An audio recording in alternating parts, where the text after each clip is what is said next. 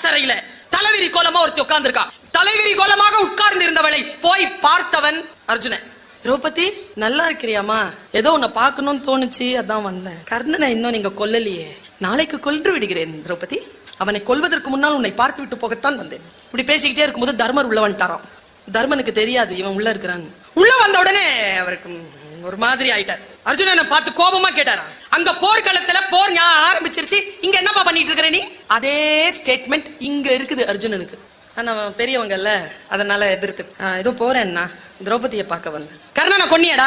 நாளை கொல்கிறேன் அண்ணா. நாளை கொல்றானா? நாளை உன் கையில இருக்கிறது வில்லா இல்ல புல்லாடா? இவ்வளவு நேரம் நல்லா இருந்த சிச்சுவேஷன் டம்மன துயரத்திற்குள்ள வந்துருச்சு.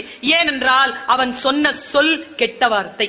அர்ஜுனன் தன்னுடைய குருவின் மீது ஆணையிட்டு இருக்கிறானாம், என் காண்டிபத்தை யாரேனும் குறை சொன்னால் அவர்களை சிறைச்சேதம் சென்று செய்து விடுவது, இல்லை என்றால் தான் அக்னி சமாதி அடைவது.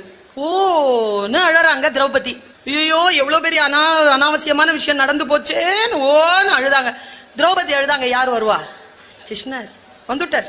ஹே Draupadi, why are you crying? இப்பவே சொல்லு, அழிச்சிடுறா அவங்கள. இல்ல கிருஷ்ணா, ஒரு பெரிய தப்பு நடந்து போச்சு, அவ்வளவுதானே. வாங்கடா ரெண்டு பேரும். தர்மா இல்லங்க இங்க. ஓய் அர்ஜுனா இங்க வா. என்ன சொன்னான்? காண்டிபத்தை குறை சொன்னான். கொன்னுடு.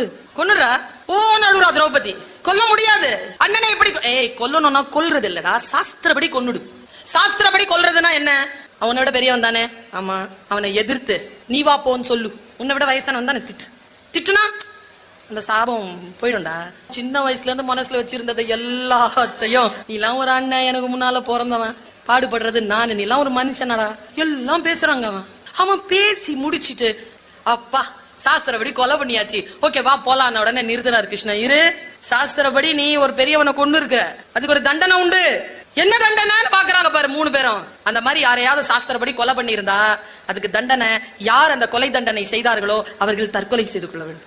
ஐயோ அழுறா திரௌபதி. இவன் போயிருந்தாலும் அது பரவாயில்ல, அவன் போனா யாரு கர்ணனை கொல்றது, தன்னுடைய சபதம் எப்படி நிறைவேறும்?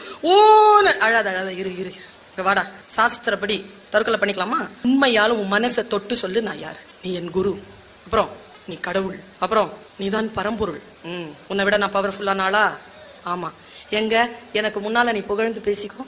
நான் இந்திரனாக்கும் சந்திரனாக்கும், நான் அர்ஜுனனாக்கும், நாளும் தெரிஞ்ச நல்லவனாக்கும் வல்லவனாக்கும், நான் தான் கட்டின திரௌபதியை இவங்கெல்லாம் என்கிட்ட தான் எடுத்துக்கிட்டாங்க, நான் தான் இந்த உலகத்திலே அதிக அற்புதமான வில்லாத வீர சூரன், எல்லாம் பேசிட்டான். இப்போ தற்கொலை செய்து கொண்ட பாவம்.